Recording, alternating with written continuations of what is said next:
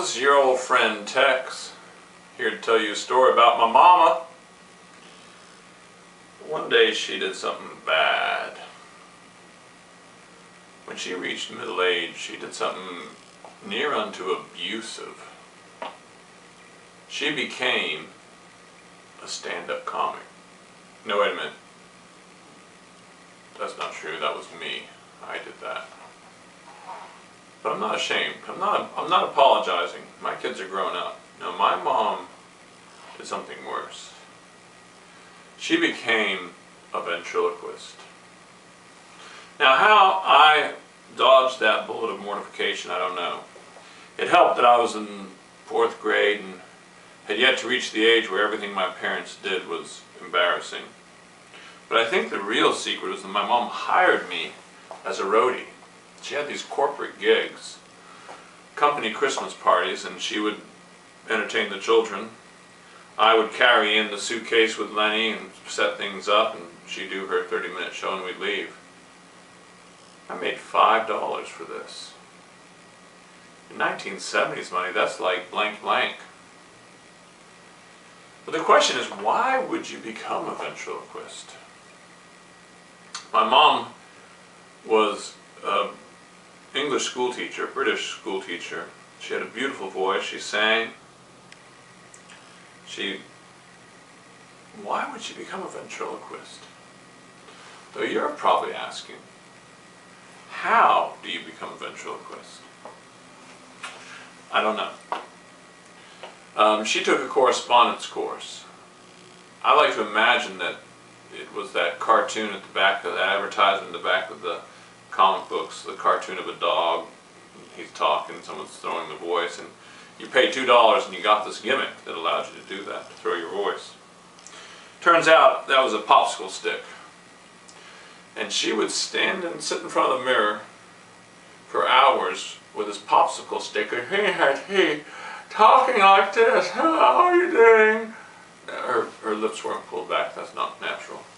But she did well.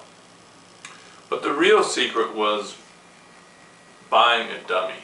And by the way, when my mom hears this, furious. She would never allow us to call Lennie a dummy. She found this advertisement in the newspaper for a custom-made ventriloquist doll. The price in today's money would be $600 or $700. It was too expensive, but she thought she'd at least go and see it, so we went to this house. My little sister and I remember going to the house.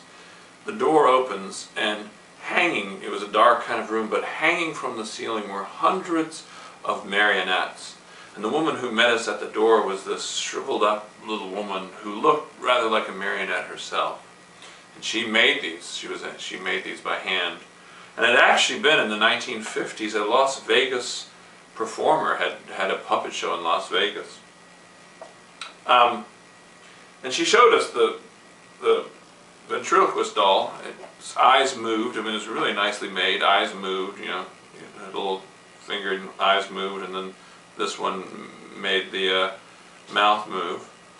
But I think what finally sold my mom on it is that it had two heads. A boy head, so she would use Lennie, and that was Lennie, the boy head, and then she would take that head out and change clothes and put on women's clothing and put on this old lady head, and that was Mrs. Giddy Gaddy. So she felt like she was getting two dolls for the price of one. You can see my mom on YouTube today. If you will YouTube Iris and Lennie, L-E-N-N-I-E, Iris and Lennie. I just caught her doing just a little act. She hasn't performed in 30 years, but she'll get Lennie out and let the grandchildren, the great-grandchildren, see him now. I guess the one thing I haven't told you is the most disturbing part of this whole story.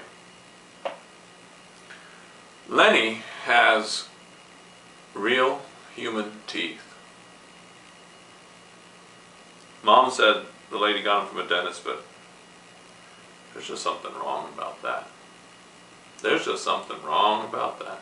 Thank you all.